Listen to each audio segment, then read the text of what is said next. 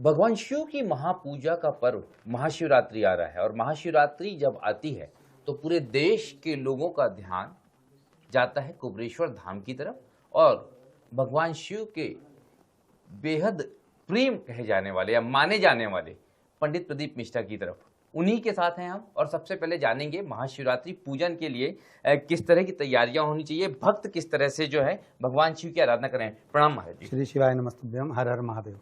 सबसे पहले तो एक जो आप बहुत ही आसान से उपाय बताते हैं भक्तों को, श्रद्धालुओं को, किस तरह से इस महाशिवरात्रि का पूजन जो है सभी लोगों को करना चाहिए। 2026 की महाशिवरात्रि की आपको बहुत बहुत बधाई। 15 फरवरी को ये महाशिवरात्रि का पर्व मनाया जा रहा है और 14 फरवरी से 20 फरवरी तक रुद्राक्ष महोत्सव सीहोर कुबेरेश्वर धाम पर चल रहा है। मेरा तो इतना निवेदन रहेगा, पहले तो एक विश्वास अपने अंदर होना चाहिए शिव जी के मंदिर जाने से पहले कि हम जिस महादेव जी के मंदिर में पहुंच रहे हैं, शिव जी को जल चढ़ाने पहुंच रहे हैं, आपका विश्वास कितना प्रखर है। आप जल चढ़ाएंगे बाबा को और विश्वास के साथ चढ़ाएंगे तो कार्य सफल जरूर होगा। साथ में भगवान शंकर की अविरल भक्ति को प्राप्त करने के लिए दूध है, दही है, शहद है, घी है, जल है, बाबा को चढ़ाया जाता है। मान लो बेलपत्र मिली ना मिली, फिर भी अपने 3 हाथ की उंगलियों को भी अगर बाबा को स्पर्श किया जाए तो भी बाबा उसको बेलपत्र समझकर स्वीकार करते हैं। पूर्व में भी कहा है कि एक बेर शिवरात्रि के दिन शिव जी को अवश्य चढ़ाना चाहिए, जो रोग मुक्ति के लिए भी होता है, कार्य सिद्धि के लिए भी होता है। गेहूं की एक बाली भगवान शंकर को चढ़ाई जाती है, जिससे वंश की वृद्धि होती है, कार्य में सफलता मिलती है। शिव जी की आराधना और साधना विश्वास के ऊपर टिकी हुई है। आप जितने भरोसे के साथ में शिवरात्रि का व्रत करें, साधना करें, तप करें, बाबा देवाधिदेव महादेव उसमें सफलता देता ही है। प्रकृति के देव हैं महादेव। आपने भी जिन साधनों की बात की सभी प्रकृति के साधन है। इस बार आपने ग्रीन शिवरात्रि की भी बात कही है, किस तरह से ये पूरी की पूरी अगर कॉन्सेप्ट है, आपकी जो संकल्पना है वो थोड़ा सा समझें। देखिए, ग्रीन शिवरात्रि का भाव, ये शिवरात्रि के पवित्र अवसर पर महाशिवरात्रि पर लोग पूजन तो भगवान शिव की करते ही हैं, पर भगवान शंकर स्वयं प्रकृति के देव हैं, महादेव हैं। उनको यदि बहुत जल्दी प्रसन्न करना है तो एक वृक्ष 15 फरवरी 2026 को अवश्य लगाएं। महाशिवरात्रि के दिन जब वृक्ष लगाएंगे, एक संकल्प लें कि हम शिव जी के मंदिर में जाकर जल चढ़ाते हैं, वैसा ही जल उस वृक्ष में भी दें, जिससे वो वृक्ष बड़ा होगा, पर्यावरण शुद्ध होगा। आज प्रकृति से, पृथ्वी से वृक्षों को काटा जा रहा है, शहर बढ़ते चले जा रहे हैं, नगर बढ़ते चले जा रहे हैं, तो उसमें कहीं ना कहीं पर्यावरण दूषित हो रहा है, जिससे जवान की जवान बेटा बेटियां हैं, बच्चे हैं, उनको अटैक आ रहा है, किसी के शुगर, किसी का बीपी गड़बड़ हो रहा है। तो मेरा निवेदन है, ये वृक्षारोपण प्रकृति की सुंदरता के साथ में पर्यावरण को शुद्ध करेगा और देवाधिदेव महादेव के रूप में हम वृक्ष की पूजन करते हैं, साधना करते हैं, तो शिव कृपा जरूर करेगा। रुद्राक्ष महोत्सव के संदर्भ में एक जानकारी लोगों के पास जरूर पहुंचे, क्योंकि पूजन और बाकी जो है श्रद्धा तो होती है, व्यवस्था भी बहुत महत्वपूर्ण होती है। श्रद्धालु किन बातों का ध्यान रखें, किस तरह आए, किस तरह से अगर हम बात करें आवागमन की व्यवस्थाएं रखें, कुछ उसके लिए नियोजित, क्योंकि हम देख रहे हैं रोज आप इसकी व्यवस्था बनाने के लिए तमाम प्रशासनिक व्यवस्थाओं के संदर्भ में बैठकें कर रहे हैं। श्रद्धालुओं के लिए कुछ निर्देश हों, कुछ सुझाव हों। देखिए, जो आने वाले श्रद्धालु हैं, जो 14 फरवरी से 20 फरवरी तक कुबेरेश्वर धाम रुद्राक्ष महोत्सव में आ रहे हैं, हम उनसे पहले तो कहेंगे जो बहुत ज्यादा बीमार हैं, बहुत स्वास्थ्य खराब है या बहुत व्रत चल नहीं सकते, छोटे बच्चे साथ में हैं, तो आप घर से शिवरात्रि का रुद्राक्ष महोत्सव का लाभ लें। दूसरा, यदि आप कुबेरेश्वर धाम पर आए हैं तो यहाँ बाबा का धाम तो चारों तरफ से खुला हुआ है, आराम से दर्शन हो सकते हैं।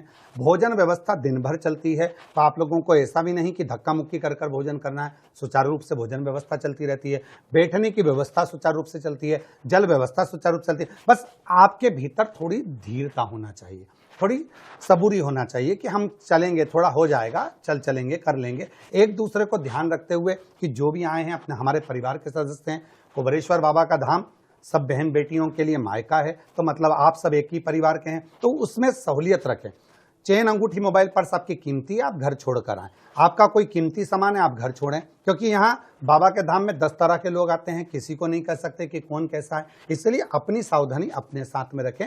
जो दवाइयाँ आपको लगती है वो अपने साथ में लेकर चलें, क्योंकि चिकित्सा व्यवस्था तो हमने रखी है, फिर भी आपकी दवाइयाँ आप अपने साथ लेकर चलेंगे तो आपको ज़्यादा लाभ मिलेगा। रुद्राक्ष वितरण भी क्या आयोजन के दौरान हो रहा है इस बार? नहीं, रुद्राक्ष महोत्सव में पूर्व से एक नियम है कि रुद्राक्ष वितरण बंद रहता है 2 महीने के लिए, वो मार्च में चालू होगा, इसलिए रुद्राक्ष वितरण इसमें नहीं होता। हाँ, एक और बहुत महत्वपूर्ण बात है कि अस्पताल जो है अभी आपने शुरू किया है, किस तरह का ये अस्पताल है, किन किन मरीजों को यहाँ पर इलाज हो मिलेगा, क्या व्यवस्थाएं रखी गई हैं? यहाँ जो कुबरेश्वर धाम पर पंडित श्री स्वर्गीय रामेश्वर जी मिश्रा जी की स्मृति में एक हॉस्पिटल का निर्माण किया गया है।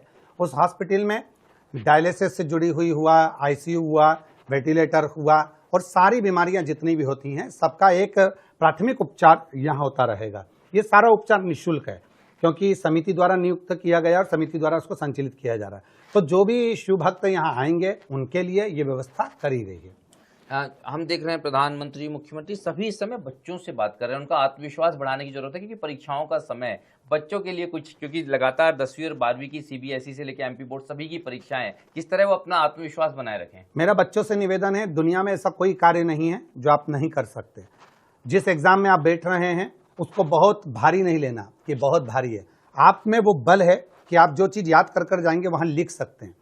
विश्वास के साथ में दृढ़ होकर, भरोसे के साथ रात दिन एक कर कर, अच्छी पढ़ाई कर कर, अपने माता पिता का संग रखकर जब आप विद्या अध्ययन करेंगे तो सफलता मिलेगी। अपने मोबाइल को एक और रख दीजिए, जितना समय पढ़ाई करें उतने समय मोबाइल से कार्य ना करें, कोई गेम ना खेलें, कोई विचार गलत ना लाएं, अच्छी पढ़ाई करें और दिन रात एक कर कर भगवान शिव को एक लोटा जल चढ़ाकर एग्जाम देने जाएं, सफलता जरूर मिलेगी। बहुत सारे जो विशेष अगर हम देखें संतों का भी जो है इस बार जमावड़ा होने वाला है, सब पधार रहे हैं। कौन कौन सी जो महान हस्तियां हैं जिनको आमंत्रित किया गया है और पुष्टि हो गई है कि सभी लोग इस महोत्सव के दौरान यहाँ पर रहेंगे?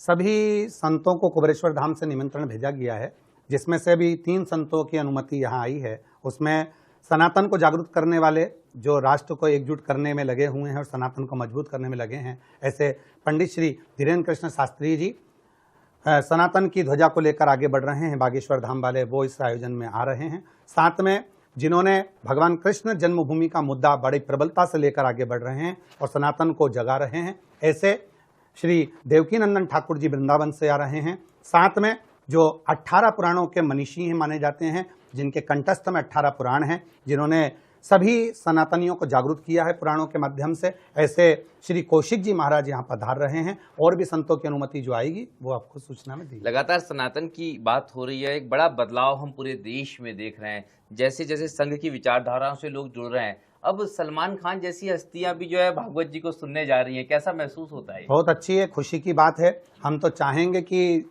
जिस भगवे के नीचे पूरा राष्ट्र होना चाहिए, आज धीरे धीरे उस भगवे के नीचे पूरा राष्ट्र के हर प्रत्येक धर्म का व्यक्ति, प्रत्येक संप्रदाय का व्यक्ति उसके नीचे आ रहा है और वो हमारे सनातन धर्म को मान रहा है। एक आखिरी प्रश्न है इन सारी चीजों के बीच में, भगवान शिव के संदर्भ में कहा जाता है कि कण कण में भगवान है, तो क्या जो लोग नहीं पहुंच पा रहे हैं मंदिरों में, शिवालयों में, कुबरेश्वर धाम में, महाकालेश्वर में, उनके लिए कि वो एक विश्वास रखे कि वो जहां पूजा कर रहे हैं वहां पर भी शिव विराजमान है? बिल्कुल सत्य है, आपके हृदय में भी भगवान शिव है, आपके घर में भी शंकर विराजमान है, घर में जो बुजुर्ग हैं उन माता पिता की भी आप सेवा कर रहे हैं तो वही शिव है।